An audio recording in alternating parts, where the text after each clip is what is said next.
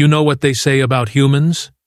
They're soft, weak, fragile little pink creatures who cry when they stub their toes and need 8 hours of sleep just to function.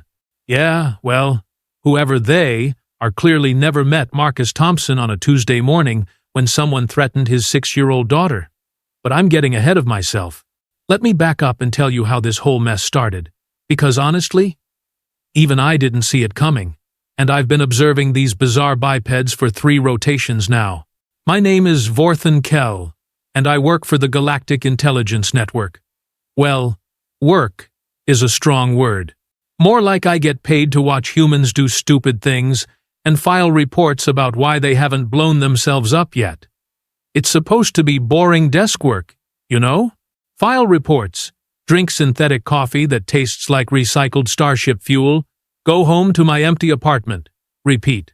Except today, everything went sideways faster than a Zentarian pleasure cruiser in a solar storm. The morning started normal enough.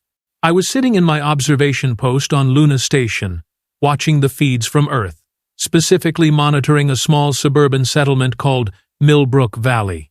Population: exactly 4,237 humans. Notable features: absolutely nothing. It was the kind of place where the biggest excitement was usually Mrs. Henderson's cat getting stuck in a tree, or the local teenagers trying to figure out how to operate a hover scooter without face-planting into the pavement. Marcus Thompson lived at 847 Maple Street with his daughter Emma, age 6, blonde hair, missing 2 front teeth, and an unhealthy obsession with something called purple dinosaurs. The guy was what humans call a single dad, which apparently meant he did twice the work for half the appreciation. He worked as a maintenance engineer at the local power grid, came home every day at exactly 5:47 p.m., made dinner that usually involved something called mac and cheese, and tucked his kid into bed with stories about talking animals. Boring, right? Wrong. See, what I didn't know, what nobody in the GIN knew, was that Marcus Thompson wasn't just some random human doing random human things. Oh no. Turns out our boy Marcus had a past that would make a Kytherian war beast nervous. The first sign something was wrong came at 0800 hours, when my scanners picked up an unregistered ship entering Earth's atmosphere. Not unusual by itself, happens maybe twice a week. Space smugglers, rogue traders, the occasional lost tourist who took a wrong turn at Alpha Centauri. But this ship? This ship was running full stealth protocols and heading straight for Millbrook Valley. I pulled up the vessel's profile and my coffee mug hit the floor. Hard. It was a Shadowfin-class assassination vessel, registered to the Crimson Syndicate. You know, those lovely folks who consider genocide a legitimate business strategy? Yeah, them. The ship's pilot was someone called Zephyr 9, which wasn't even a real name. It was a designation. These guys were so dangerous, they didn't get names, just numbers, and a kill count that made my species' extinction wars look like playground squabbles. And they were heading directly for Marcus Thompson's house. I should have called it in immediately. Should have alerted Earth Defense. Maybe sent a warning to local authorities. But here's the thing about bureaucracy, folks. It moves slower than a Sluggarian in molasses. By the time anyone official could respond, little Emma Thompson would be learning firsthand why assassins don't usually leave witnesses. So, I did something incredibly stupid. I hacked into Earth's communication network and called Marcus Thompson directly. The phone rang twice before a gruff voice answered. Thompson residence, Marcus speaking. Mr. Thompson, I said, trying to keep my voice steady. You need to listen very carefully. There's a professional killer heading to your location, right? Now, you have approximately 12 minutes before they arrive. Silence. Then laughter. Actual human laughter. Okay, Jimmy, very funny. Did Rick put you up to this? Because if this is about the poker game last week, I told you guys I was just lucky. Mr. Thompson, this is not a joke. My name is Vorthan Kell. I'm with Galactic Intelligence, and there is a Crimson Syndicate assassin en route to your position. You need to get your daughter and leave immediately."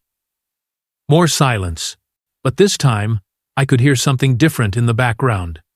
The sound of a man who had just switched from suburban dad mode to something considerably more dangerous. "How do I know you're legitimate?" His voice had changed completely. Gone was the friendly neighborhood guy, replaced by something cold and calculating. "Because," I said, checking my scanners again, "I know that you're not really Marcus Thompson. You're Marcus Steele, formerly of Earth's Special Operations Division, dishonorably discharged after the Kepler colony incident. You've been hiding in suburban anonymity for 7 years, raising your daughter and pretending to be normal, but your past just caught up with you." The line went dead silent for exactly 4 seconds. "Emma!" he shouted. "Pack your backpack! Now! We're going on an adventure!" I watched through the surveillance feeds as Marcus Thompson, or whoever he really was, transformed before my eyes. The slightly overweight, balding maintenance worker disappeared, replaced by someone who moved with lethal precision. He grabbed items from hidden compartments I hadn't even known existed, including what looked suspiciously like military-grade weaponry. "Daddy?" came a small voice from upstairs. "Why are we leaving? I want to finish watching my show." "Emma, sweetheart, remember the game we practiced? The one where we pretend to be secret agents?" "Ooh, are we playing that now?" "Yes, baby. And this time, it's the championship round." I have to admit, watching a trained killer explain tactical evacuation procedures to a 6-year-old using cartoon metaphors was oddly touching. And terrifying. Mostly terrifying. "Mr. Thompson," I said, patching back into his phone, "the assassin will be there in 8 minutes. Where are you planning to go?" "Nowhere," he said simply. "I'm done running." "What? Are you insane?" "This is Zephyr 9 we're talking about. They've eliminated entire planetary governments." "Yeah? Well, they've never eliminated a pissed-off father protecting his daughter." And that's when I realized something important about humans, something that all our intelligence reports had somehow missed. When you back one of these creatures into a corner, when you threaten what they love most, they don't run, they don't negotiate, they don't even think rationally. They become something else entirely. Marcus finished loading what appeared to be enough firepower to level a city block into various concealed locations around his house. He set up motion detectors, programmed automated defense systems, and somehow managed to turn his suburban home into a fortress, all while his daughter packed her favorite stuffed animals and asked if they could bring cookies for their adventure. "Emma," he said, kneeling down to her level, "Daddy needs you to go to the special room we built in the basement, okay? Just like we practiced. The one with all the snacks and the reinforced walls? That's the one. Can you be Daddy's brave girl and wait there until I come get you? Will you be okay, Daddy?" Marcus hugged his daughter, and for a moment he was just a father again, not a former special operations soldier preparing for war. "I'll be fine, Princess. Daddy just has some old friends who want to visit, and they're not very good at knocking politely." 6 minutes until arrival. I watched Zephyr 9's ship set down in the woods behind the Thompson house. The assassin emerged, wearing full tactical gear and carrying enough firepower to outfit a small army. They moved with inhuman precision, scanning for heat signatures, checking for defensive measures, calculating approach vectors. What they didn't calculate was that their target had been expecting this day for 7 years. The first shot came from Marcus's kitchen window. A perfect headshot that should have ended things immediately. Should have, would have, against any normal opponent. But Zephyr 9 wore military-grade armor that could stop a tank round. The assassin barely stumbled. "Well," Marcus muttered, "that's disappointing." What happened next was like watching a masterclass in tactical warfare. Marcus had turned his home into a maze of death traps, each room designed to channel an intruder into specific kill zones. Motion-activated barriers forced Zephyr 9 to move exactly where Marcus wanted them. Automated turrets provided cover fire while Marcus relocated. Hidden charges created confusion and chaos. But here's the thing about professional assassins. They don't get to be professional by being easy to kill. Zephyr 9 adapted quickly, using thermal scanners to track Marcus's movements, employing electromagnetic pulses to disable his automated systems. They moved through the house like a force of nature, destroying everything in their path. "You cannot hide forever, Marcus Steele," the assassin called out, their voice artificially modulated to sound like grinding metal. "The Syndicate knows what you did on Kepler Colony. They know about the civilians you failed to save. They know you blame yourself, and they know that guilt is what drove you to hide among these pathetic creatures." I watched Marcus freeze for exactly half a second. "You think this is about guilt?" he called back, reloading his weapon with practiced efficiency. "You think I'm here because I'm ashamed of my failures? Are you not?" Marcus laughed, and the sound was absolutely terrifying. It was the laugh of a man who had nothing left to lose and everything to protect. "I'm not here because I failed those people," he said, setting up his next ambush. "I'm here because I finally found someone worth not failing." That's when I understood. Marcus Thompson wasn't hiding from his past. He was protecting his future. The battle raged for 23 minutes.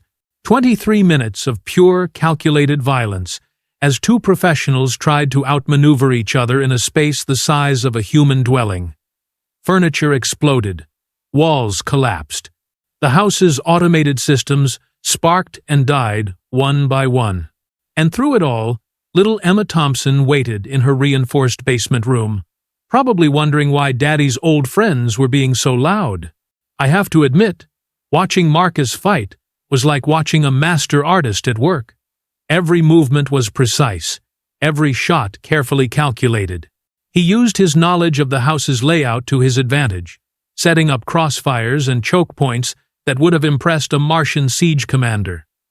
But Zephyr 9 was adapting, learning, getting closer to the basement with each passing minute. "You know what's funny?" Marcus said, voice echoing through his house's intercom system. "Everyone thinks humans are weak, soft, easy to break." A wall exploded as the assassin used shaped charges to breach Marcus's latest defensive position.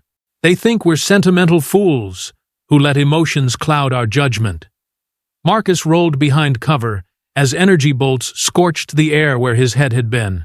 "But here's what they don't understand about us," he continued, his voice getting colder with each word. "When you threaten our children, when you come for our families," the assassin rounded the corner, weapon ready, expecting to find their target. Instead, they found an empty room and a voice coming from the speakers. "We don't become weak. We become something else entirely. We become absolutely merciless." The floor beneath Zephyr 9 exploded upward as Marcus triggered the charges he'd spent 7 years carefully placing throughout his home. Not enough to kill someone in military armor, but enough to disorient them, to knock them off balance for exactly the 3 seconds Marcus needed. 3 seconds to emerge from his hidden position directly behind the assassin. 3 seconds to place the muzzle of his weapon against the only weak point in their armor. 3 seconds to whisper, "Nobody threatens my daughter." The single gunshot echoed through the ruined house like thunder. Zephyr 9, terror of the Crimson Syndicate, slayer of governments and destroyer of worlds, collapsed to the floor in a spreading pool of whatever passed for blood in their species. Marcus stood over the body for a long moment, breathing heavily. Then he activated his house intercom one more time. "Emma, you can come up now, sweetheart. Daddy's friends are done visiting."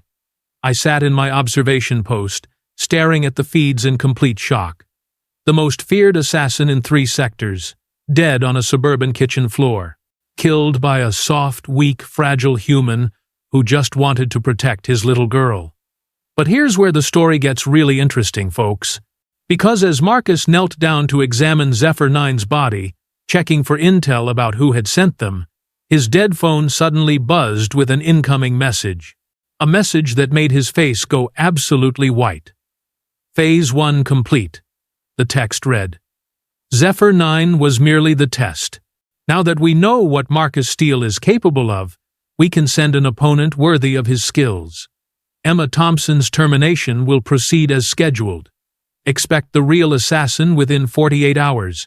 Regards, the Crimson Syndicate. Marcus dropped the phone like it had burst into flames, because he had just realized something that made my blood run cold even from orbit. Zephyr 9 hadn't been sent to kill Emma. They had been sent to see what Marcus would do to protect her. And now, the Syndicate knew exactly how dangerous Marcus Thompson really was, which meant the real assassin they were sending would be something far, far worse. You want to know what's worse than watching a trained killer hunt a child? Watching that same killer realize he's been played like a fiddle by an organization that treats murder like a chess game. Marcus stared at that message for exactly 14 seconds before his tactical mind kicked into overdrive. I could practically see the gears turning in his head through the surveillance feeds. He wasn't panicking. No screaming, no throwing things. Just cold, methodical calculation. That should have been my first warning about what was coming. Emma, he called down to the basement. Stay put, for just a few more minutes. Okay, princess? Daddy needs to make some phone calls. Can I have juice boxes? Came the muffled reply. You can have all the juice boxes you want. I patched into his communication system again, because, honestly, I was invested now. You don't watch a suburban dad turn into a one-man army and just walk away. Mr. Thompson, I said through his phone, I monitored that message. We need to get you and your daughter off planet immediately. No. Just like that. No hesitation. No consideration. The kind of flat refusal that makes smart people very nervous. What do you mean, no? They're sending someone worse. Someone who knows exactly how capable you are. Marcus walked to his kitchen window and looked out at the peaceful suburban street. Kids playing on lawns, Mrs. Peterson watering her flowers, Old Man Garcia walking his ancient dog, normal people living normal lives, completely unaware that death had just visited their neighborhood. You know what the problem with running is? Marcus asked, his voice eerily calm. You can run for the rest of your life, but eventually you get tired. Eventually you make a mistake, and then everyone you ever cared about pays the price. He turned away from the window and started pulling more weapons from hidden compartments. Weapons that looked considerably more exotic than anything I'd seen before. Besides, he continued, checking the power cell on what appeared to be a military-grade plasma rifle, they made one critical error in their intelligence. Which is? Marcus smiled, and it was the kind of smile that would make a venomous crawler back away slowly. They think I've been hiding all these years because I was afraid of them. They think Marcus Thompson is just Marcus Steele pretending to be normal.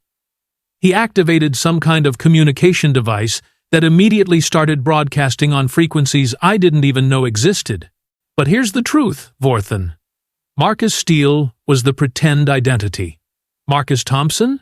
Marcus Thompson is who I became when I finally found something worth protecting. The device finished connecting, and suddenly my scanners were going absolutely insane. Ships were moving throughout the galaxy. Not syndicate ships. These were different. Older. More dangerous. Marcus Thompson, to all Grizzly units, he said into the communicator, his voice carrying an authority that made my scales tingle. This is Papa Bear. The Cubs are threatened. Repeat. The Cubs are threatened. Authorization. Kodiak 7. 7 Alpha. The response was immediate and terrifying. Grizzly 2. En route from Rigel Station. ETA. 6 hours. Grizzly 4. Departing Titan Base. Weapons hot. Grizzly 7. Breaking off patrol duty. Ready to raise hell. One by one, voices checked in from across the galaxy. 15 different locations. 15 different ships. All converging on Earth. I sat in my observation post with my mouth hanging open like a fresh recruit, seeing his first space battle. "Mr. Thompson," I managed to say, "what exactly is Grizzly Unit?" Marcus chuckled as he continued his preparations, now pulling out equipment that definitely wasn't available to civilian contractors. "Ever wonder what happened to Earth's most elite Special Forces soldiers after the Galactic Accords banned human military expansion? Ever wonder where guys like me went when our governments decided we were too dangerous for official service?" He held up a device that made my species' most advanced technology look like stone tools. We became independent contractors, mercenaries, technically. But we prefer to think of ourselves as a very exclusive babysitting service. Babysitting? For the entire human race. That's when I realized what I was looking at. Marcus Thompson wasn't just some retired soldier hiding in suburbia. He was a sleeper agent for an organization that didn't officially exist. A group of elite humans who had been scattered across the galaxy for one purpose: to ensure that nobody ever successfully targeted human civilians. The Grizzly Protocol, Marcus explained, now suiting up in armor that looked like it could withstand a supernova, was activated exactly 7 times in galactic history. Each time, the organization that threatened human non-combatants simply disappeared. Completely. No survivors, no records, no trace they ever existed. And the Crimson Syndicate just triggered it. "Oh, they didn't just trigger it," Marcus said, his voice getting darker. "They triggered it by threatening a child. My child. Which means this isn't going to be a standard erasure operation."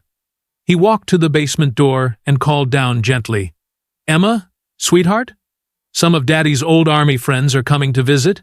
Remember Uncle Pete and Aunt Sarah from the pictures? The ones who taught you how to make pancakes shaped like dinosaurs? Those are the ones. They're bringing some other friends too. There's going to be a lot of people here, and it might get a little loud, but I want you to stay in the safe room until I come get you, okay?" "Okay, Daddy. Can Uncle Pete make me dinosaur pancakes?" "I'm sure he can, Princess." Marcus closed the basement door and activated security locks that could probably withstand a direct orbital bombardment. Then he looked directly at one of my surveillance cameras. "Vorthan, I know you're watching. I need you to do something for me." "What?" "Record everything that's about to happen. Make sure the Galactic Intelligence Network sees it. Make sure every criminal organization in the galaxy sees it. Because this is the last time anyone is going to wonder what happens when you threaten human children." The first Grizzly ship arrived 3 hours later. A sleek, black vessel that registered on my scanners as a civilian transport, but moved like a warbird, and bristled with enough hidden weaponry to level a city. It landed in Marcus's backyard, like it belonged there.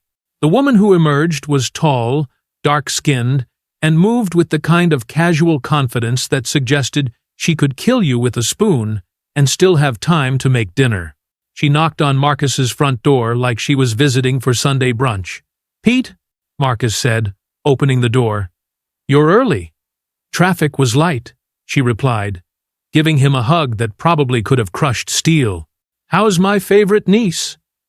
"Safe in the bunker. How's the family?" "Sam's good. Kids are good. They send their love." She looked around at the battle-damaged house. "Zephyr 9? Dead in the kitchen. Want some coffee?" "Want Zephyr? Want Zephyr 9? Want Zephyr 9? Want Zephyr 9? God, yes. That synthetic stuff on the ship tastes like engine coolant. I watched 2 of the most dangerous humans in the galaxy make small talk while preparing for war. And honestly, it was more terrifying than the actual fighting had been. More ships arrived throughout the day, each one bringing another member of Marcus's extended family. They called each other by first names and asked about spouses and children and retirement plans. They shared photos and complained about the weather and argued about whose turn it was to bring dessert. They also systematically transformed Millbrook Valley into the most heavily defended location in the galaxy. By the time the sun set, the Grizzly unit had established a perimeter that would have impressed the Galactic Defense Force. Hidden gun emplacements, shield generators, sensor networks that could detect a fly landing on a flower from 3 miles away. And through it all, the normal residents of Millbrook Valley went about their evening routines, completely unaware that their quiet suburb had become ground zero for what was about to be the galaxy's most one-sided war. The Crimson Syndicate's real assassin arrived at exactly midnight. It wasn't a ship. It wasn't a person. It was a nightmare. The Devourer-class war machine materialized in Earth's atmosphere like a metal mountain, 500 meters long, armed with planet crackers, and crewed by the Syndicate's most elite killers. It was designed for one purpose: complete annihilation of everything within a 50-kilometer radius. "Well," said Pete, sipping her coffee while monitoring the tactical displays, "that's new." "Think they're compensating for something?" asked another Grizzly member, a cheerful man named Dave, who apparently specialized in explosives. "Definitely," Marcus replied, watching the war machine position itself directly above his house. "They're compensating for the fact that they just made the biggest mistake in galactic history." The Devourer opened communications on all frequencies. "Marcus Steele, you have exactly 60 seconds to surrender yourself and the child. Comply, and your neighbors will be spared. Refuse, and this entire settlement will be reduced to its component atoms." Marcus picked up the communicator with one hand and his daughter's picture with the other. "This is Marcus Thompson, of Millbrook Valley," he said, his voice carrying across every communication channel in the galaxy. "You want my daughter? Come and take her." What happened next redefined the concept of overkill. 15 Grizzly ships decloaked simultaneously. Not around the Devourer. Above it. Below it. Inside its shield perimeter. Ships that had been using cloaking technology so advanced they might as well have been invisible to the universe itself. "Grizzly leader to all units," Marcus said calmly. "You are cleared to engage. Show them what happens when you threaten our children." The battle lasted exactly 47 seconds. Not because the Grizzly unit was massively outgunned. Not because they needed to retreat and regroup, but because after 47 seconds, there was nothing left of the Devourer-class war machine except a slowly expanding cloud of superheated particles. The Syndicate's ultimate weapon, their final solution, their unstoppable engine of destruction, had been completely vaporized by a group of humans who considered this a minor inconvenience during their weekend reunion. "Grizzly 2 to Papa Bear," came a voice over the comm. "Target neutralized. Minimal collateral damage. Mrs. Henderson's cat is fine." "Copy that," Marcus replied. "Thanks for keeping an eye on Whiskers." "Any time, boss." I sat in my observation post, staring at readings that shouldn't have been possible.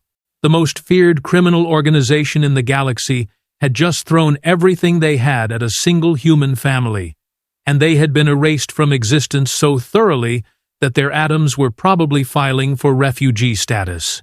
But Marcus wasn't finished. "Open a channel to all Crimson Syndicate frequencies," he ordered. "Channel open, Papa Bear." Marcus's voice, when it came, was calm, reasonable. The voice of a suburban father explaining house rules to visiting children. "This is Marcus Thompson," he said. "Some of you may know me by other names, but that doesn't matter anymore. What matters is this. You sent assassins after my daughter. You threatened a 6-year-old child because you wanted to hurt me." He paused, and in that silence, I could practically feel every criminal in the galaxy holding their breath. That was a mistake. Not just because you failed. Not just because your people are dead. But because you've just taught the human race something very important about ourselves. Another pause. Longer this time. We don't negotiate with people who threaten our children. We don't reason with them. We don't give them second chances. We erase them. Completely. Permanently. and then we make sure everyone in the galaxy knows what happened and why." The communication channels were dead silent. Even my own breathing seemed too loud. "The Crimson Syndicate no longer exists," Marcus continued. "Your bases are being sterilized as I speak. Your leadership is dead. Your assets have been redistributed to their victims' families. Your very name will be remembered only as an example of what happens when you make humans angry." He looked directly at my camera again. "This message goes out to every criminal organization, every terrorist cell, every government that thinks humans are soft targets. We are not warriors. We are not conquerors. We are parents and neighbors and friends who just want to live our lives in peace." Marcus smiled. And this time it wasn't terrifying. It was the smile of a father who knew his daughter was safe. "But if you threaten our children, if you come for our families, if you think you can hurt the people we love, then you'll discover what the galaxy's apex predators are really capable of when they stop pretending to be civilized." He turned off the communicator and looked around at his friends, his family, his fellow Grizzlies. "Thanks for coming, everyone. Emma's going to be so excited to see you all." "Wouldn't miss it," Pete said, already pulling ingredients out of Marcus's kitchen cabinets. "Now, who wants to help me make dinosaur-shaped pancakes?" 3 hours later, I watched through the surveillance feeds as little Emma Thompson sat at her kitchen table, surrounded by 15 of the most dangerous humans in the galaxy, eating purple pancakes and telling them about her favorite cartoons. They listened with rapt attention, asked questions about the characters, and took careful notes when she explained the complex social dynamics of her kindergarten class. "Uncle Dave," she said, syrup dripping down her chin, "Daddy says you know how to make things go boom." "That's right, kiddo. I'm really good at making loud noises." "Can you teach me?" "Maybe when you're older, Emma. Right now, how about I teach you how to make pancakes that look like spaceships?" "Yes, please." I closed the surveillance feeds and leaned back in my chair, trying to process what I had just witnessed. The complete annihilation of a galactic criminal empire. The revelation that humans had been secretly protecting themselves all along. The fact that the most elite soldiers in the galaxy considered making breakfast for a 6-year-old to be the perfect end to a successful military operation. My report to the Galactic Intelligence Network was going to be very, very interesting. But first, I had a personal message to send. I opened a communication channel to every criminal organization in the galaxy. Every smuggler, every pirate, every would-be conqueror who might be watching these feeds. "This is Agent Vorthan Kell of the Galactic Intelligence Network," I said. "I have been observing human behavior for 3 rotations. I have studied their customs, their society, their apparent weaknesses. I pulled up the footage of Marcus Thompson making pancakes with his daughter while wearing military armor that could withstand planetary bombardment. I have one piece of advice for anyone planning future operations in human space," I continued.